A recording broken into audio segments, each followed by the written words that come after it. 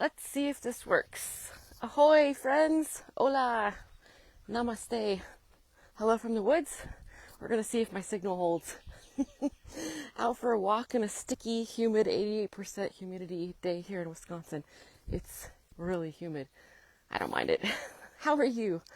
I was inspired from yesterday's incredible live stream themes, really to continue this topic. And I had such a great experiment, a global experiment that I wanted to share forth with you. And this is in regards to, I was thinking about how people fear death less than public speaking. That's a statistic. People are more afraid of public speaking than they are of death. And that makes me scratch my, like, what? Really? And so I was contemplating that today and yesterday. I think it's people really fear being seen. Being seen and what that could mean to what they deem as failure, falling down publicly. The shame, the embarrassment. So it's fear of being seen. And what if it doesn't go well, or they fall, or they fail, or what does that mean to their identity? I'm going to be writing about this. I have been writing about this the last few days as I'm putting together my first book right now and discovering that I've got at least 4 more that need to be written rather quickly right after. I'm enjoying it. So I'm kind of watching where I'm stepping right now in the woods. I'm on a little trail and sharing. It's beautiful. We might startle some deer in here, some chipmunks for sure. So here's my experiment, my cosmic experiment. What if, imagine this, for 72 hours, oh, by the way, if I lose my signal, fret not. I will pick this up on Wi-Fi as soon as I'm back, because this is a really potent theme that I am suggesting to ponder. I'm pondering it. It's enjoyable to ponder, to contemplate. So if I lose my signal, I will restart this on Wi-Fi. So imagine in some just infinite capability of the cosmos that for 72 hours, every soul had like this cosmic billboard over their head that everyone could see that listed their 3 biggest fears in life. Not like how much money they make or what they think of their body or anything like that. Just like their 3 biggest fears. And I was thinking about this. Now everybody's going to know. It's all visible. We're walking around. It's probably terrifying for like the first day. People trying to hide. But eventually we're all going to see, oh, okay. We pretty much all have like the same biggest fears. And I'm going to go into this in depth in some writing. Fear of not being enough, fear of not feeling worthy, fear of failure, all kinds of big fears that so many people share in common, and yet we stuff them in the closet like, skeletons in the back of the closet, not wanting to be seen, not wanting anyone to know us truly. And I find that so fascinating because we are similar. And then we would discover in a 72-hour experiment like that how similar we are. So we'd be seen, we'd be similar, and because there's no secrecy anymore, that wipes out the shame and the embarrassment that a lot of people carry with them with being seen. We have the commonality, the oneness there. And there's just so many ways that could be illustrated. What a fantastic experiment. Sorry, we got mosquitoes out here. Mosquitoes and horseflies. And as I'm out here pondering, one of the reasons I love getting on live streams is because I know that I have public speaking. I've been in front of thousands of people where I forgot what I wanted to say, like complete blank. Or I flubbed it, I messed up in front of large groups of people. every time that I public speak, whether it's in small, large groups of people here on, Facebook Lives or YouTube Lives, Instagram Lives, I have the opportunity to completely forget what I'm going to say, and I've done that, or mess up, or not express something perfectly, or, maybe I look funny, whatever it is. And what I recognize that in my life, over the last few decades especially, I have become completely at peace with failing or falling flat on my face publicly. I'm at peace with that, and I have done it a lot. If you know me, the last few decades, companies I've started, business, relationships, divorce, bankruptcy, travel, misadventures, you name it. And I have been at peace with doing it publicly and being seen for several reasons. One of which is to be in service to humanity. My purpose, living my purpose here in this incarnation, is because we're all here to learn from each other and to grow. And how can we do that if we hide ourselves, if we're not willing to be seen? And most people want to be seen in success, but not supposed failure. My teacher, current teacher, Master R, he says, failure is just delayed success. Hi, Amie. Hi, Sophie. Say hi where you're joining from, friends. Don't be shy. Or you can be if you want. Be whatever you want to be. You are in allowance zone in my world. No judgment. Be you. Be the true you, if that's what your desire is in this infinite game of remembering who we truly are. Self-mastery. Failure, for me, is inertness. It's not taking any action. It's not going for it at all. So failure, if you want to look at it that way, from the sake of just expansion, learning, growing, delayed success, as my teacher says, like, you're going to get bruised. It's like the dojo of life, right? You're going to get kicked and punched and thrown, but at least you're on the mat. At least you're on the mat. At least you're in the game. Whereas so many people stop themselves, block themselves out of fear, a fear of being seen, a fear of public failure, as that is worse than the bruises that you're going to get through, failing forward fast, or, learning and growing and getting kicked and punched, so to speak, and get back up off that mat. Keep trying, keep going for it. I would rather have those bruises, as evidenced by my life.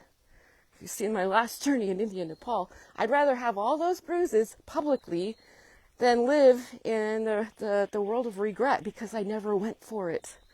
And it struck me that so many people here I am writing my first book, and I'll say this honestly, wholeheartedly, vulnerably. I have started books in the past before, and you know what stopped me?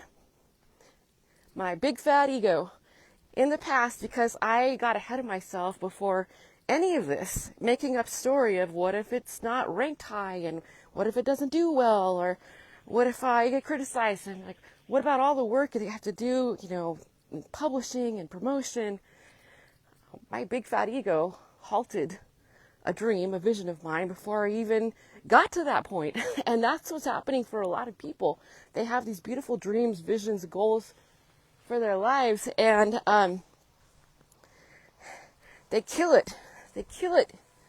They call it the graveyard, right? They kill it. They never even let it live. It didn't get a chance. Metaphorically, it never got a chance to live because people will strangle it. They'll kill it before it's even off the ground. And that happens a lot. Business, relationship, maybe getting healthy, changing one's health and body, writing that book. Hi, Terry. Oh, Tara. Say hi, where you joining? Yeah, so you know how many people have told me, oh, I got a book in me. Oh, I got books in me. But they don't take that step forward. And I wonder, is like, what is going to be more painful the bruises one gets on the dojo of life mat, of getting, the ups and downs and lessons and trials and tribulations, yeah, you're going to get beat up. And that's okay, because that's how we grow, we learn, we expand. That's how we know thyself and all thy infinite potential. All our infinite potential. We can't know it if we don't go for it. So if you ask me what failure is being inert, not doing anything. And that is way more painful, the pain of regret, than the pain of being seen publicly as whatever, not as successful or failure or whatever. Stories we make up in our heads. All these stories that block us. Beautiful, beautiful dreams that are divinely given. People say, who am I to do this big thing?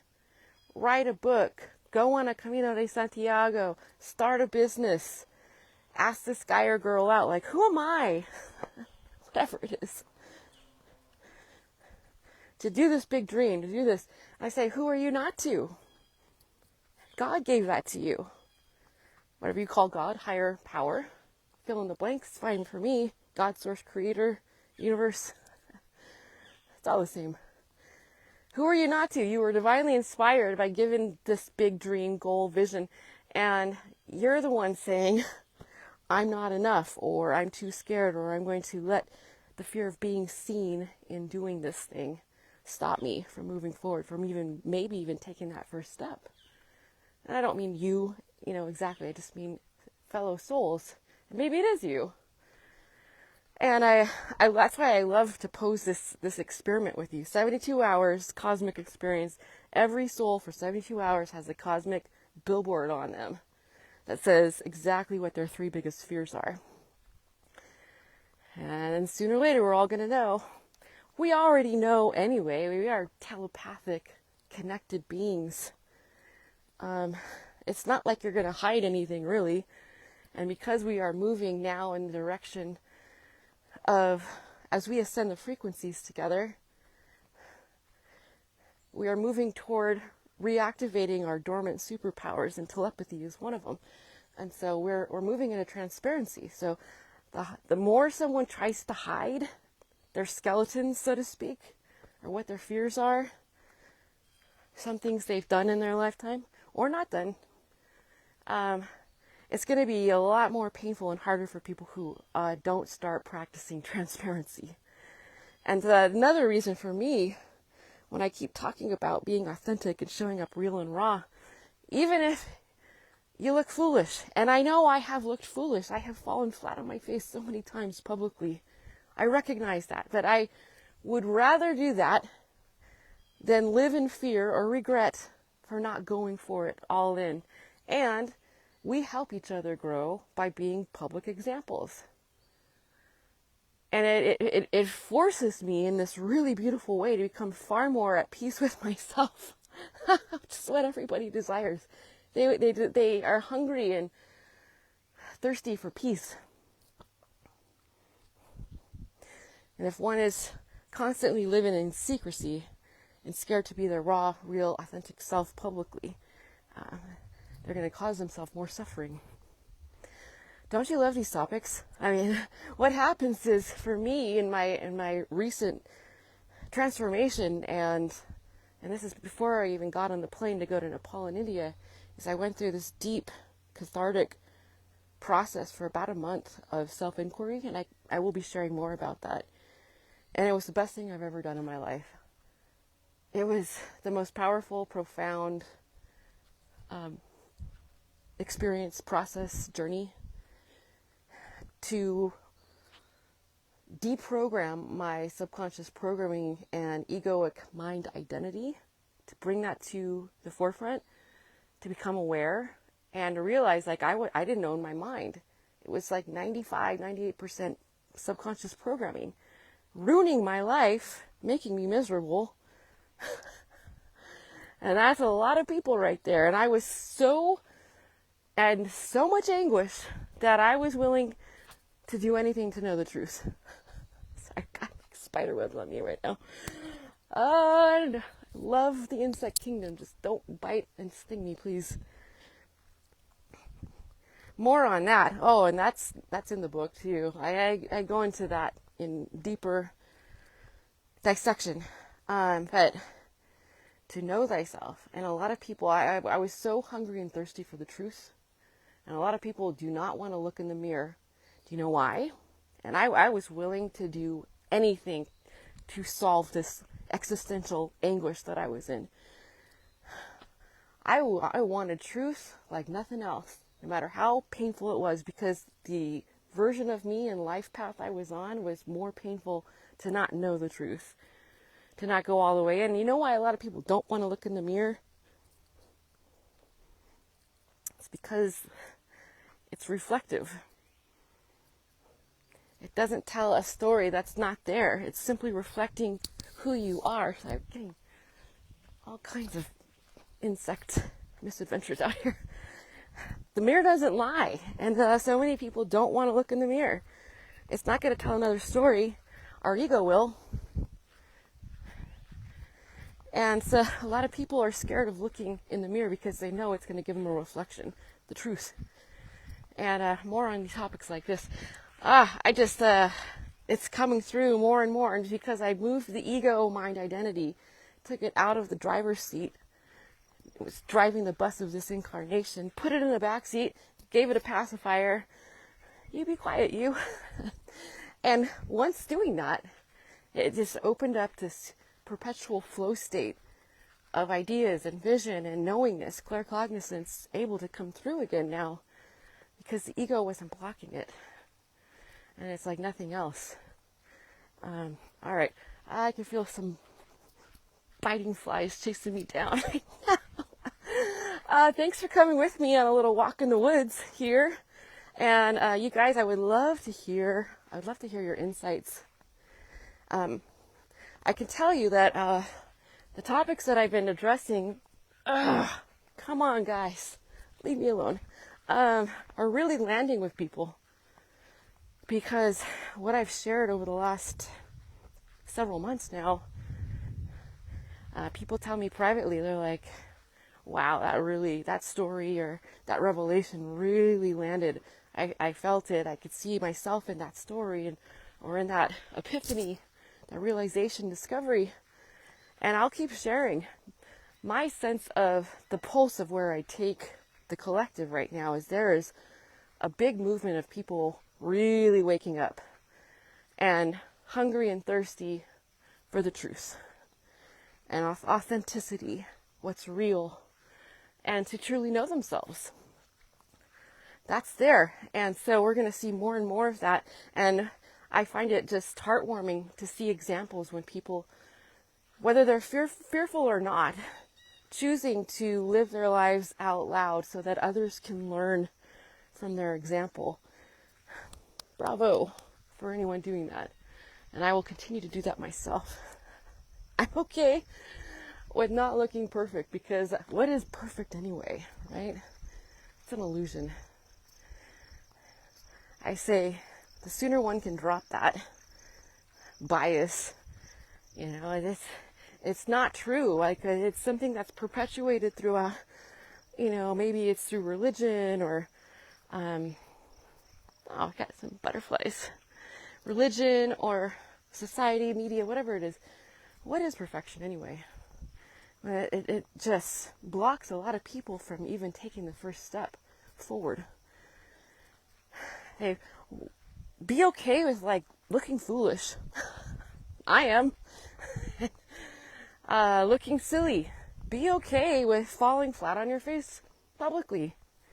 You know how empowering that is? You know how light and empowering and authentic that is to be yourself publicly and not worry about what people think, compare-itis, approval or disapproval, either direction.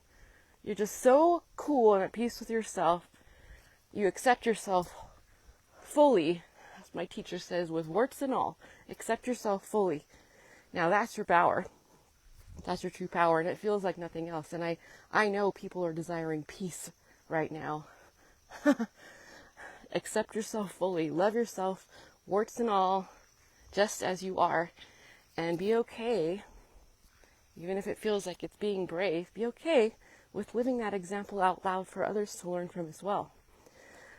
Okay, back in the woods. Thanks for taking this surprise live journey with me. And I would love to hear your insights, your comments, your questions.